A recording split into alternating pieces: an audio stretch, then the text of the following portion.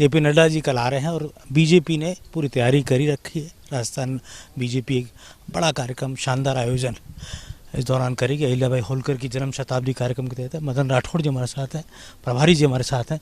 मदन जी क्या कहेंगे? हमारे जोधपुर संभाग का ही प्रोग्राम है ये, केवल संभाग का रखा है हमने जयपुर में। सवेरे 12:15 पे आएंगे, उनके सरकारी कार्यक्रम भी हैं और उसके बाद में फिर 3:05 पे हमारे यहाँ आ जाएंगे। छोटी सी तिरंगा यात्रा भी हो जाएगी। उसके बाद मूल सभागार में आकर के अहिल्याबाई होलकर जी के 300वीं जन्म जयंती के उपलक्ष्य में भैया बंद कर दो ये। बड़ा संदेश पार्टी दे रही है इस जयंती के जरिए।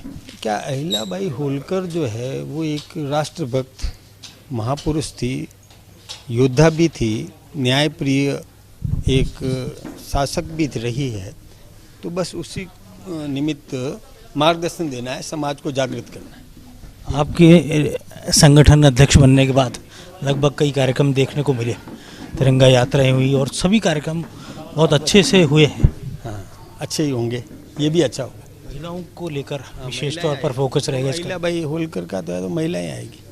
इस तरह दायित्व आपने अलग अलग तमाम नेताओं को बांटे। संभाग का छोटा सा कार्यक्रम है। तो जेपी नड्डा जी के आगमन के बाद ये भी देखा जाता है कि सत्ता संगठन का फीडबैक लेना।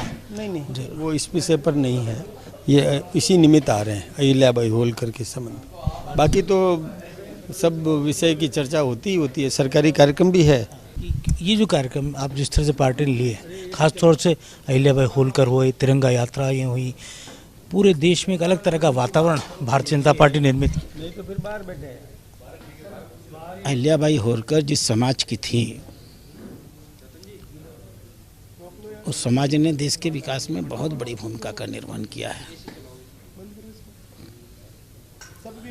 कुर्मी समाज का इतिहास राष्ट्र के प्रति बलिदान, त्याग और तपस्या से जुटा हुआ है।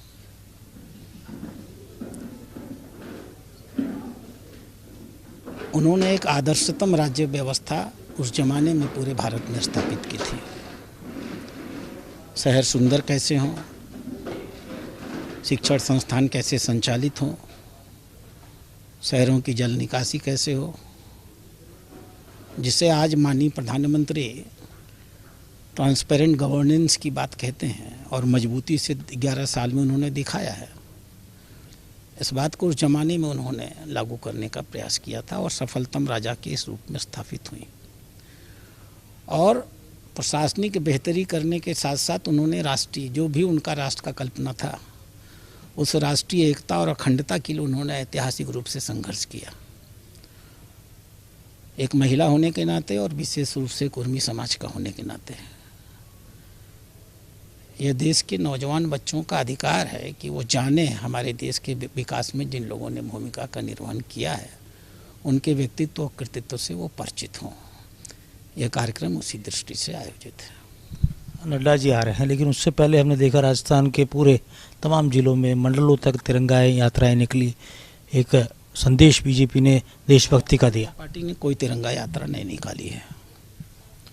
भारतीय जनता पार्टी ने भारत की सेना के नेतृत्व में देश के मान सम्मान स्वाभिमान की रक्षा की है। हमारे प्रतिनिधि के रूप में नरेंद्र मोदी सरकार की मुखिया होने के नाते उसमें शामिल रहे हैं। ये यात्राएं भारत के नागरिकों ने निकाली है।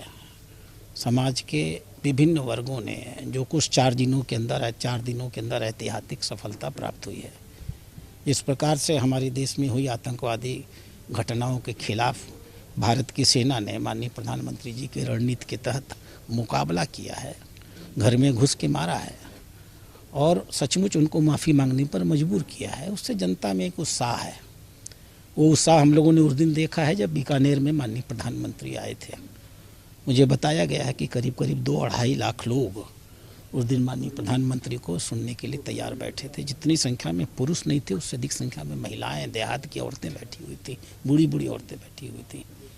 तो तिरंगा यात्रा भारतीय जनता पार्टी के द्वारा कल्पित यात्रा नहीं है, भारत के नागरिकों के द्वारा कल्पित यात्रा है। जेपी नड्डा जी का आगमन, राजस्थान बीजेपी सत्ता संगठन का फीडबैक या खाली होलकर जयंती के निमित्त आ रहे? नहीं, उनकी यात्रा से और आप लोग जो खबरें निकालते रहते हैं, निकालना चाहते हैं, उससे कोई लेना देना नहीं है। भारतीय जनता पार्टी का अपना एक सुनिश्चित संगठन पद्धति है, उसके तहत हमारा काम चलता रहता है। माननीय नड्डा जी प्रति माह, उनको राजस्थान की स्थितियों को जानने के लिए राजस्थान आने की थोड़ी ज़रूरत है। हम लोग को प्रति माह उनको बताना पड़ता है कि हमारी सरकार कितना अच्छा काम कर रही है, हमारे संगठन का निर्माण संगठन पर्व के दौरान कितनी गहराई से हो रहा है, वो सारे तथ्यों से अवगत है। उनकी यात्रा का कोई भी राजनीतिक या संगठनात्मक निर्देश नहीं है।